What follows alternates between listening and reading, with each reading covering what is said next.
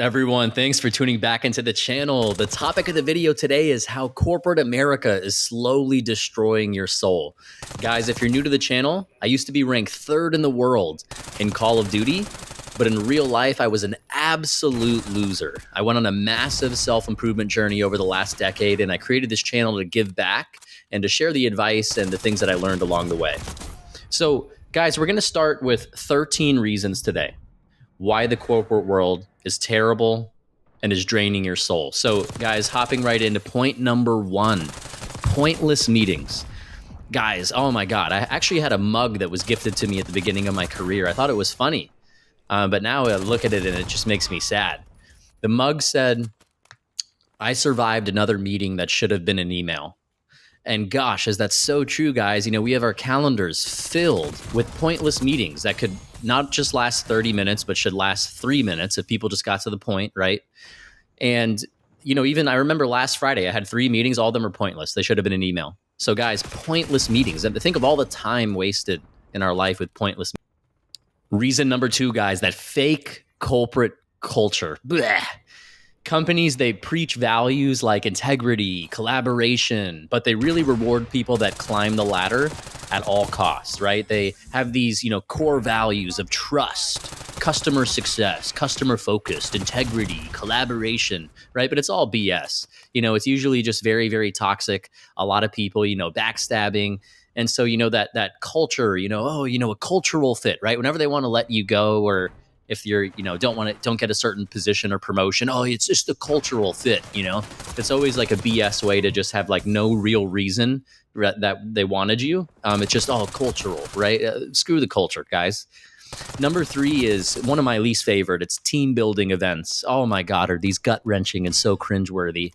In team building events like those, when everyone flies into town or when you're on a business trip, all of the fake smiling, the D-sucking, the fake positivity in the team building events. There's always that person that has to de-suck management extra hard or has to make people look bad. I swear to God, guys, this is in the 48 laws of power, but I have someone in my life who, when I would talk to people of power, like I'm talking VP, C-level, they would see it and they would always sabotage the interaction. They'd come over, act like they want to join the discussion, but they'd completely pull the attention away from that person. And it was a control tactic. It was a manager of mine. So, these team building events, right? It's a lot of posturing, bravado. It's a lot of BS. Guys, the 4th reason is work-life imbalance. I'm lucky. I actually have a really good work-life balance, but I know a lot of people really, really struggle with this one. Just think about people, that don't get to work from home or people that commute. Some people commute an hour each way. That's 2 hours per day they spend in traffic or on the subway. 2 hours per day of their life each day for like 45 years that they lose. So they lose a few years of their life just commuting, right? A lot of people, right, they have to commute to work. They go to the 9 to 5. They come back. They, eat something. And then by the time you have to go to the gym, right, you're exhausted. Absolutely exhausted at the end of the day. Now, I've never been a person that could go before work. I think that's absolute psychopathy. I'm just kind of kidding there. But I can't go to the gym in the morning. So you're absolutely drained at the gym. You don't get a good workout. And by the time you go to work, come home, go to the gym, eat something, shower, it's like 10 o'clock at night. So you have literally 1 hour to do whatever you want to do.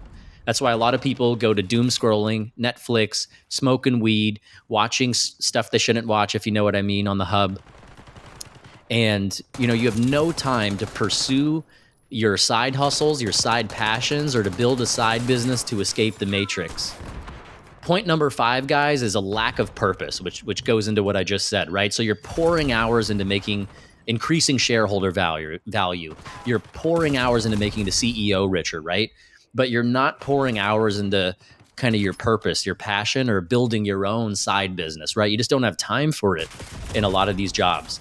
Number 6, oh my God, this is one of the worst ones for me, is office politics, right? So promotions and recognition often comes from networking and favoritism rather than actual performance. Guys, I am the I was in a position where I was the #1 performer in my company over a huge sample size, like 5 years.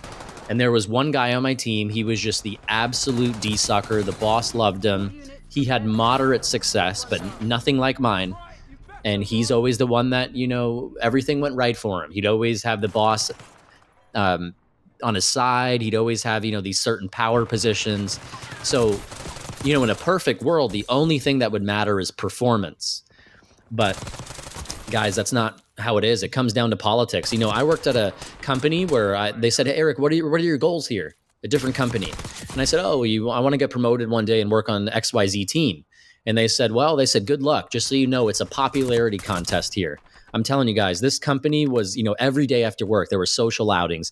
There were VPs and all of us who used to go to the club together. And I even told my boss, I said, "Hey, he hated that stuff too." I had a really good relationship with this boss. But he said, if you don't do this stuff at this company with this culture, it's bad for your career longevity. You had to go clubbing with them. You had to go to the happy hours with them. And if you were popular and in the in crowd, you would get promoted, right? It wasn't all about performance. So, a lot of people that are more quiet, they're behind the scenes, their contributions often get overlooked while the flashy but shallower people get rewarded. Number 7 is micromanagement, right? So those leaders that don't trust you, they force you to justify every detail. They kill your creativity. They kill your autonomy as well. And the pressure in an organization, guys, flows from the top down. So let's say the company's not doing well. The board of directors will be freaking out. We need to do this. We need to do that. Then the C-level executives, right? They absorb all that stress and pressure. Then it goes down to the VP director manager level. "Hey guys, we need to do this. We need to get our profit 2x. We need to increase our pipeline, our sales, our conversion rates down. What does marketing do?" Then all the VP directors and managers, they get super stressed out, super micromanaged. And then the bottom feeders, right? The people in the line of duty and the call of duty, right? The individual contributors. Then they get the brute force of all of the top-down stress, right? More KPIs, more things they have to do, more micromanagement, more meetings, right? So the micromanagement and the stress is super, super something that I don't like. Number 8 is disposable people. So, a lot of companies, they talk about it. Oh, the culture, it's a family here, but layoffs proves it's not a family here, right? You're just a number in a book, especially the bigger the organization. I'm an incredible salesman. I'm the #1 sales rep at many different companies I've worked at. And I know that I'm replaceable as well, right? The #1 sales rep usually is less replaceable than someone in an HR or an administrative task or an accountant. How do you differentiate yourself as an accountant, right? Or a finance, it's just you're a number cruncher. But sales, right? That's a skill you can't really teach per se, and you have direct dollar value revenue you're bringing to the company. But still, guys, we're all disposable. We're just a number on a sheet. Number 9, guys, is you can't stand up for yourself and you lack power and control.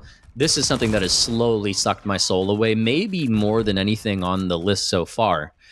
Me personally, it makes me feel like a wussy. It makes me not feel aligned with my best version of myself, right? So, if my boss talks down to me, a lot of males in power positions or, the baby boomers, since I'm young and handsome and successful, they want to stick their chest out at me. They want to prove that they're more man than me. They want to prove that I'm the boss, right? So I get a lot of these snide comments thrown at me.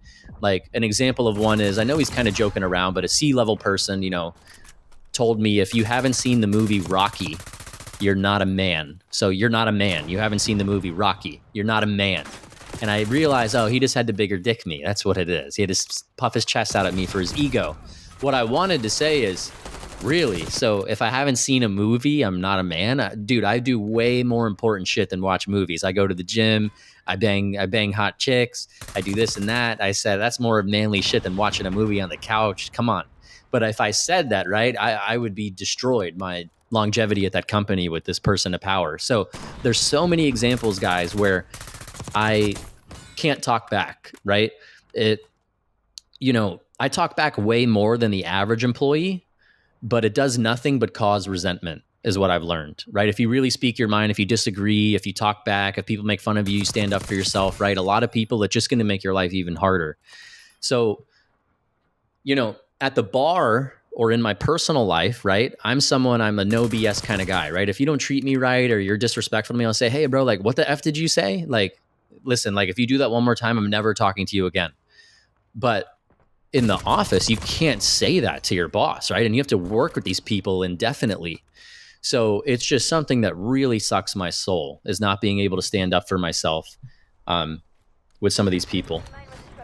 Point number 10, guys, is it's a system that is arranged to steal your soul. And what I mean by that is when you put humans, which are a flawed species, a shallow species, when you put them into a competitive monetary environment like the corporate America, right? Where they're literally like, they might have a wife, they might have kids, okay, and mouths to feed.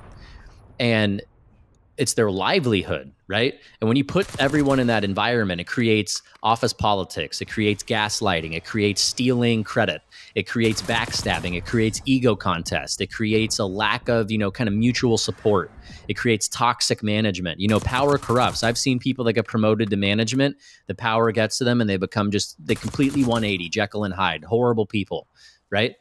And a lot of people as well, they have the need for their ego. They always want to be the hero. So depending on, a lot of, things in corporate America are kind of team sales, right? Or team, projects. There's always that person. They have to be the hero. They have to be the most important. They have to prove their worth.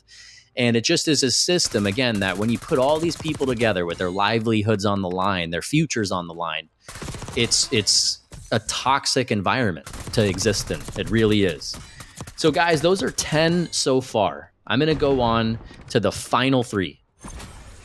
So number 11, guys, is that performative culture, right? It's really a what have you done for me lately culture, right? So you could close massive, massive deals within 60 days. No one cares. No one remembers it. No one really values it. It's just, hey, like, well, going forward, like, do you have any deals to close this month? Well, what about next quarter? What about that? And if you have a down quarter, but you just had like a killer quarter before it, no one cares, right? And you don't get too much recognition, I've noticed, for amazing things or accomplishments that you do, right? There's not much feeling of purpose in the corporate world, right? So what I mean by that is people, they really forget quickly about your past successes, but they highlight and remember your mistakes.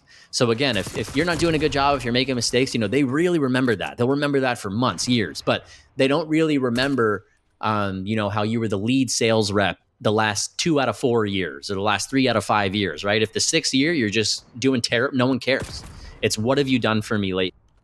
Frustrating way to exist, in my opinion. Number 12, guys, the grind mentality, right? There's that unspoken pressure to work late. Some companies, they even like take pride in it. Like, oh, we put in overtime here. We work really hard. Answering emails late at night, treating burnout like a badge of honor. Like we go the extra mile, relentless, the relentless mentality, doing whatever it takes, right? Working all hours of the night, right? And again, it just kills your health. It kills your free time. It kills your purpose, your passions in life. It creates burnout. And you're really just like a corporate slave in a sweatshop. The higher up you get, I really believe the less work that you do. I feel like some of the people at the bottom that barely make any money, God, these people are working so hard. And then as they get higher and higher and higher, I think they make hundreds and hundreds, if not millions of dollars, hundreds of thousands, right? And I don't think they do as much work as some of the people that are the bottom of the barrel, right? Me personally, I know that I do less work. I make a ton of money, guys. I know that I do less work than a Walmart cashier, right? They're genuinely standing on their feet like 9 hours a day. They got to be there physically every day, right? I work remote a lot. So that's just the way the cookie crumbles. Guys, the 13th and final reason of why the corporate world is sucking your soul slowly is what we call the golden handcuffs. So the golden handcuffs, guys, are, the pay is just good enough, right? The certainty of knowing I'll get paid every 2 weeks on this exact time, and you're going to make that much money anticipated every 2 weeks, right? It's just good enough. The benefits, right? The medical, the dental, the vision, it's just good enough. The 401k, just good enough to keep you from quitting, just good enough to keep you from starting your own business, right? Just good enough from keeping you to start your side hustle where you could scale that higher than your current pay and then escape the matrix, right? So you really stay in these golden handcuffs for security, lack of risk, stability, but it's not really your passion. So Anyways, guys, these are 13 reasons why the corporate world is slowly sucking your soul. I want to take this moment. We've almost hit 50 subscribers. I'm super, super happy. I'm trying to still increase the quality of these videos, right? So drop your comments down below. I really think that my channel, and I don't mean this in an egotistical way, but there are channels in my niche that get thousands of views every video. And I just listen to what they're talking about. I listen to how they sound, and I listen to the subject matter. And I'm like, dude, I just don't get this. So a lot of people have said, dude, your channel is really underrated. So I'm really trying to just improve, the quality of my videos any way that I can. So guys, really appreciate you being loyal subscribers to this channel. And I will see you in the next video. Like, comment, and subscribe, and I'm out.